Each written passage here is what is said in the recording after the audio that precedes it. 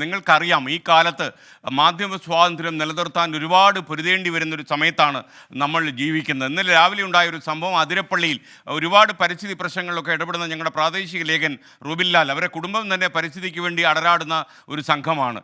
ഈ റുബിൻലാൽ ഒരു യഥാർത്ഥത്തിൽ പരിക്കേറ്റ് കിടന്ന, വണ്ടി ഇടിച്ച് പരിക്കേറ്റ് കിടന്ന ഒരു കാട്ടുപന്നിയുടെ ചിത്രം എടുക്കാൻ പബ്ലിക് റോഡിൽ നിന്ന് ശ്രമിച്ചപ്പോൾ അവിടെ വന്ന ഒരു വനംവകുപ്പ് ഉദ്യോഗസ്ഥൻ ഈ കൃത്യനിർവഹണം തടസ്സപ്പെടുത്തിയെന്ന് മാത്രമല്ല, റുബിൻലാലിനെ കയ്യേറ്റം ചെയ്യുകയും ചെയ്തു. ഇത് വലിയ പരാതിയായി. ഈ പരാതിക്ക് പിന്നാലെ വനംവകുപ്പ് മന്ത്രി എ.കെ. ശശീന്ദ്രൻ ഇടപെട്ടു. അദ്ദേഹം ഒരു അന്വേഷണം പ്രഖ്യാപിച്ചു. മധ്യമേഖല CCF-നോട് അന്വേഷിച്ച് റിപ്പോർട്ട് നൽകാൻ ആവശ്യപ്പെട്ടു. കുറ്റവാളികൾക്കെതിരെ നിയമവിരുദ്ധമായി എന്തെങ്കിലും ഉണ്ടെങ്കിൽ നടപടിയെടുക്കുമെന്ന് അദ്ദേഹം 24-ൻ്റെ സ്ക്രീനിൽ ഉൾപ്പെടെ പല ചാനലുകളിലും പറഞ്ഞിരുന്നു എന്നാണ് ഞാൻ മനസ്സിലാക്കുന്നത്. 24 എന്തായാലും ഈ കാര്യം സംപ്രേഷണം ചെയ്തിരുന്നു. കാട്ടുപന്നിയെ വാഹനമിടിച്ചതിന് ദൃശ്യങ്ങൾ പകർത്താൻ മാത്രം പോയ റുബിൻലാലിനെ വനംവകുപ്പ് ഉദ്യോഗസ്ഥന്മാർ പിന്നീട് വളഞ്ഞിട്ടാക്രമിക്കുന്ന ദൃശ്യങ്ങളാണ് പിന്നെ കണ്ടത്. യഥാർത്ഥത്തിൽ സംസ്ഥാനത്തെ ക്യാബിനറ്റിൽ ഒരു അംഗമായ മന്ത്രിയുടെ വാക്കുകൾക്ക് പുല്ലുവില കൽപ്പിച്ച് ഒരു മന്ത്രിയൊന്നും തങ്ങളെ ഒന്നും ചെയ്യില്ല എന്ന ഉദ്യോഗസ്ഥ ധാർഷ്ട്യം കൊണ്ട് അയാൾ അടുത്ത പോലീസ് സ്റ്റേഷനിൽ, അതിരപ്പള്ളി പോലീസ് സ്റ്റേഷനിൽ പരാതി കൊടുക്കുന്നു.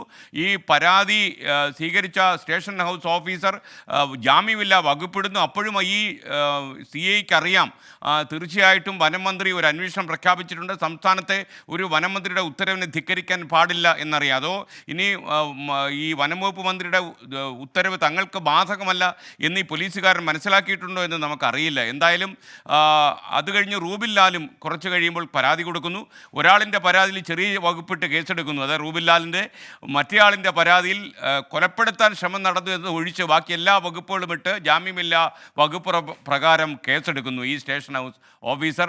നട്ടപ്പാതിരേക്ക് സുപ്രീം കോടതി ഇത്ര കാലവും പല കേസുകളും നിരീക്ഷിച്ചിട്ടുള്ളതും അതുപോലെ അറസ്റ്റ് മെമ്മോ പോലുള്ള പ്രാഥമിക മര്യാദകൾ പാലിച്ചുകൊണ്ട് മാത്രമേ ഇന്ത്യയിലെ ഒരു പൗരനെ, ഭരണഘടനാ അവകാശം ലഭിക്കുന്ന ഒരു പൗരനെ അറസ്റ്റ് ചെയ്യാൻ പാടുള്ളൂ എന്ന നിയമം നിലനിൽക്കുന്ന ഒരു നാട്ടിൽ നട്ടപ്പാതിരേക്ക് വീട്ടിൽ ആരുമില്ലാതിരിക്കെ ഇരച്ചു കയറി അയാളെ ഒരു കൊലക്കേസ് പ്രതിയെ പിടിച്ചു കൊണ്ടുപോകുന്നതിനേക്കാളും നികൃഷ്ടമായി ഈ സ്റ്റേഷൻ ഓഫീസർ പിടിച്ചുകൊണ്ട് പോയതിന് ശേഷം ഈ പോലീസ് സ്റ്റേഷൻ, അതിരപ്പള്ളിയിലെ പോലീസ് സ്റ്റേഷൻ ചെയ്ത കാര്യം ടെലിഫോൺ എടുത്ത് മാറ്റിവെച്ചു. ഏതെങ്കിലും മേലുദ്യോഗസ്ഥൻ വിളിച്ചാലോ എന്ന് കരുതി ടെലിഫോൺ എടുത്ത് മാറ്റിവെച്ചു.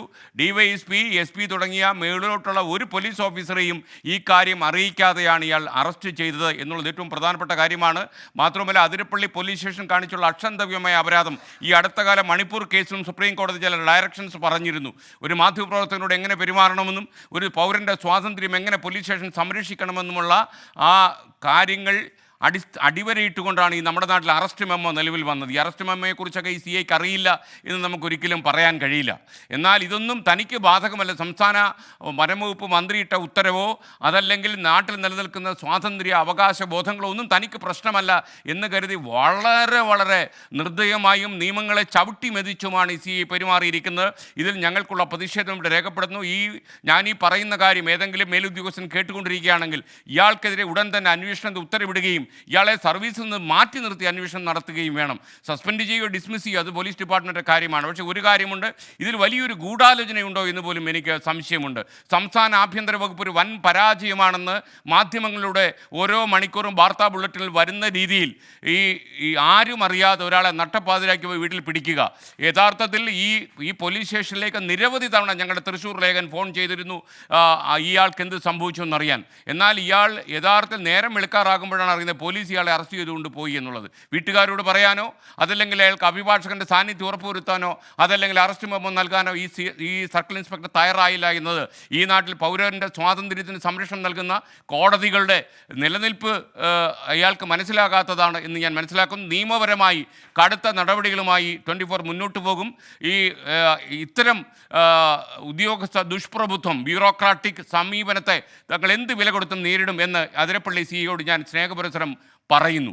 മാത്രമല്ല, വനം മന്ത്രി എ.കെ. ശശീന്ദ്രൻ ഇക്കാര്യത്തിൽ കടുത്ത നടപടിയിലേക്ക് നീങ്ങുമെന്ന് മനസ്സിലായത് കൊണ്ടാണ് വനംവകുപ്പ് ജീവനക്കാർ ഇത്തരമൊരു ചടുല പരിപാടിക്ക് ഇറങ്ങിത്തിരിച്ചതും ഈ CIയുടെ പിൻബലം ലഭിച്ചതും എന്ന് ഞാൻ മനസ്സിലാക്കുന്നു.